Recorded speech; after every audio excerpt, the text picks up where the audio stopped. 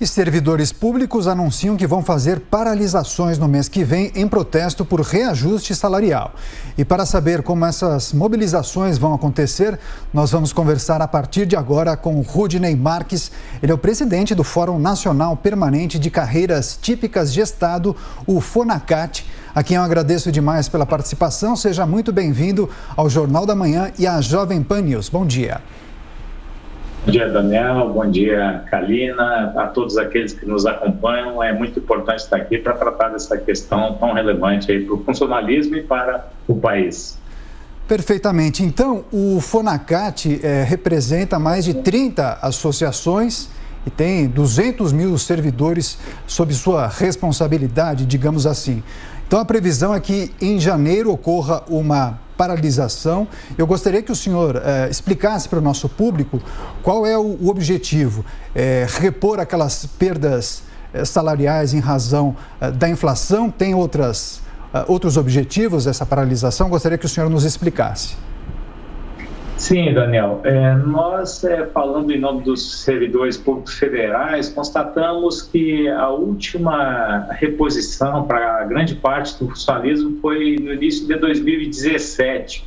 Desde então, a inflação medida pelo IPCA já atingiu 27,2%, ou seja, mais de um quarto dos salários já foram concluídos, e nós não temos nenhuma sinalização do governo de que haverá uma recomposição linear geral para o funcionalismo civil. Já houve uma reposição geral para os militares lá no início do governo, mas os servidores civis eles estão aguardando um índice a ser proposto pelo governo Bolsonaro, que, se não o fizer, seria o único nos últimos 20 anos a não conceder nenhuma reposição salarial ao funcionalismo. E como que vão acontecer essas paralisações, as datas? Existem outras estratégias para pressionar o governo além das paralisações?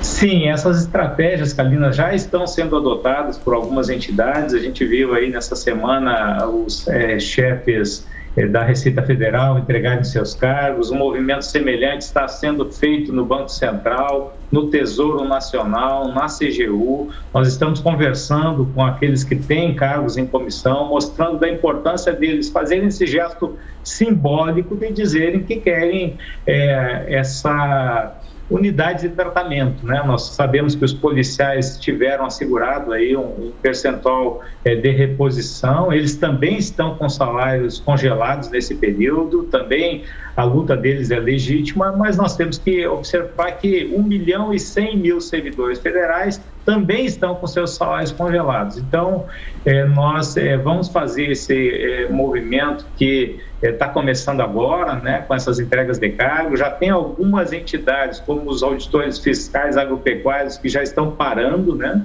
A própria Receita está parando, e esse movimento, então, ele tende a se intensificar. É claro que nós temos que cumprir todas as formalidades legais para a deflagração de uma greve, se for o caso. Nós temos que comunicar às autoridades, nós temos que demonstrar em juízo que as negociações foram frustradas, nós temos que chamar as assembleias mediante publicação no Diário Oficial, e só assim, com a votação em assembleia das categorias, né, cada uma tem que fazer a sua assembleia, a gente pode então começar esse movimento que está programado para ter um primeiro dia nacional de paralisação em 18 de janeiro.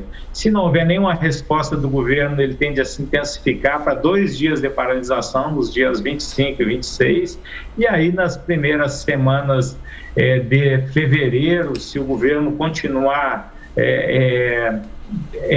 nessa postura de não querer dialogar com os servidores, né, que é isso que nós estamos vendo por meio do contato que tivemos com o Ministério da Economia, bom, aí a tendência é que nós intensifiquemos para uma greve geral.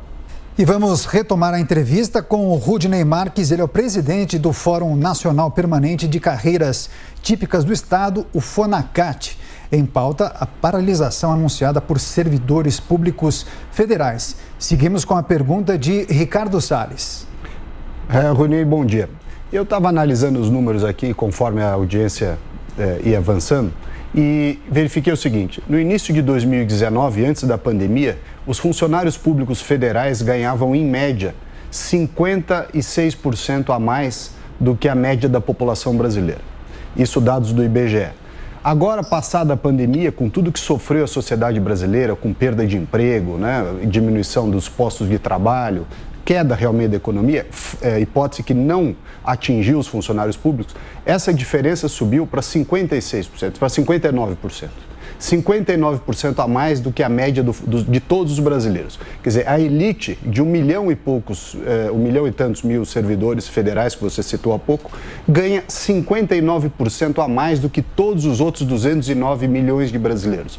Diante desse dado, qual é o sentido, qual é a justiça que há em se fazer uma greve de uma classe de trabalhadores que já ganha mais da metade do que a média dos brasileiros ganham e que não teve nenhuma perda salarial durante toda a pandemia, não teve nenhum risco, não sofreu com absolutamente nada, claro, tirando o problema de saúde, não sofreu do ponto de vista econômico, não houve nenhuma perda durante a pandemia. Ótima questão, Ricardo. Nós estamos vendo aí o ministro Paulo Guedes falar de uma retomada da economia, uma retomada prometida há muito tempo, e estamos aí esperando que realmente o Brasil retome seu caminho de desenvolvimento. Mas ele não vai sair dessa crise econômica e fiscal sem dinheiro no bolso do trabalhador.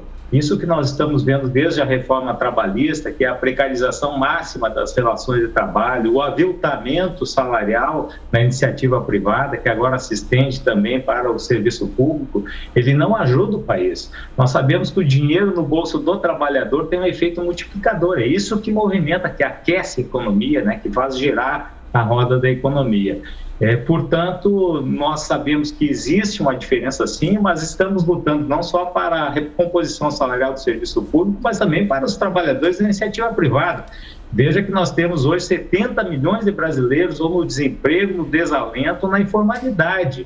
Isso não ajuda o país, pelo contrário, isso é um atraso para a economia nacional. E do ponto de vista do funcionalismo, repito, nós vamos para 27% de perdas desde a recomposição da maior parte do funcionalismo em 2017, e essas perdas, é muito bom a gente observar, elas podem se estender para além do governo Bolsonaro, porque a Lei Complementar 173 inviabilizou negociações plurianuais que extrapolam o mandato do atual governante. Ou seja, se nós não negociarmos agora, nós não o faremos em 2022, vamos ter que sentar no próximo governo, em 2023, para, quiçá, termos uma negociação para 2024. Então, quem aguenta 7 anos de congelamento salarial, E é por isso que nós estamos sinalizando essa disposição de dialogar com o governo. Queremos sentar, conversar, e o governo que diga o que pode e o que não pode fazer nesse caso. Eu acho que o diálogo é importante, mas eu volto a te fazer essa pergunta, eu vou enfatizar esse ponto.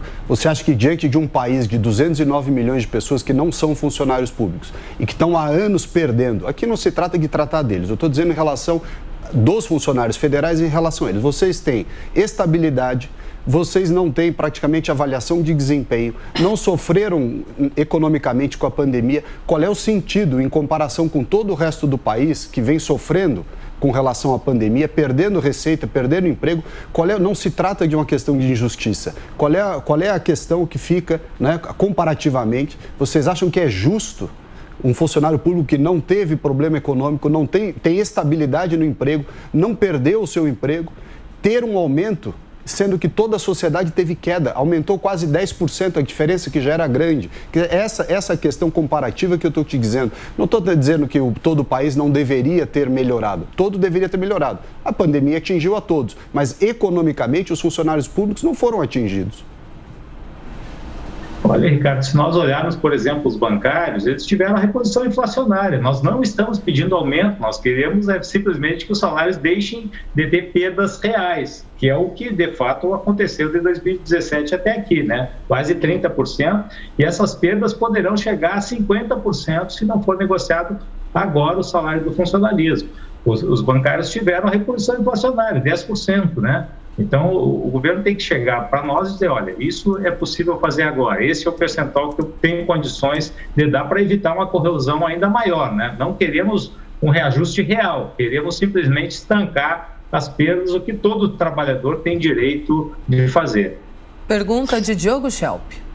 Marques, como observou Salles na pergunta dele, né, há motivos de sobra para os servidores avaliarem que não é um momento para fazer esse tipo de pleito, a não ser o fato de que o presidente Jair Bolsonaro fez questão de incluir no orçamento os recursos necessários para dar reajuste para apenas uma categoria, os policiais, né? Foi reservado ali 1,7 bilhão de reais, que o governo deverá decidir como deverá ser usado, para que categoria isso deverá ser destinado. Ou seja, a minha pergunta é a seguinte: o fato do presidente ter dado essa vantagem, né, essa preferência para os policiais, foi o que abriu as porteiras ou encorajou os outros servidores a procurar seus direitos também? Ótimo, Diogo.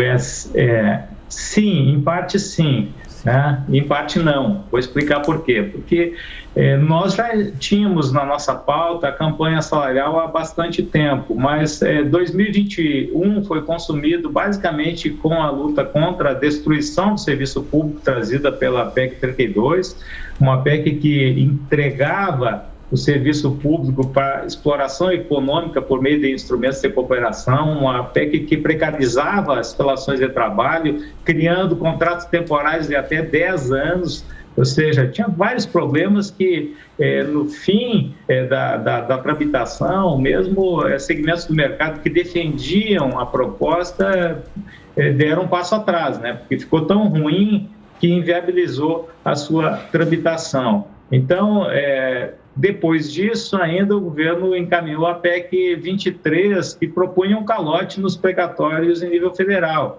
E essas duas propostas mobilizaram muito o nosso esforço, né, de todos os dirigentes de entidades de classe.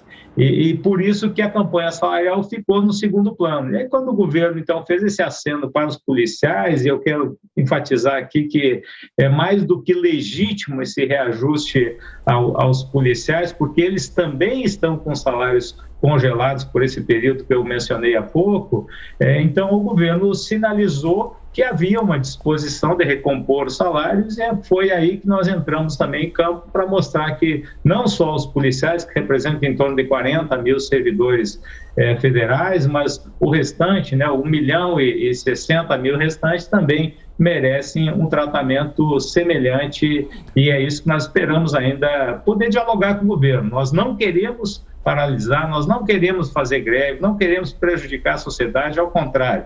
A gente quer a recomposição para que nós possamos continuar entregando o melhor que nós sempre entregamos para que a sociedade tenha bons serviços públicos.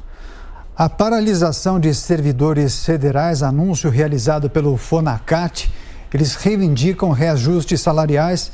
Quero agradecer demais a entrevista. Rudney Marques, presidente do Fórum Nacional Permanente de Carreiras Típicas do Estado, o FONACAT. Parabéns pelo trabalho. Volte mais vezes à Jovem Pan News. Obrigado, Diogo. Tenhamos um 2022 de renovação no Brasil.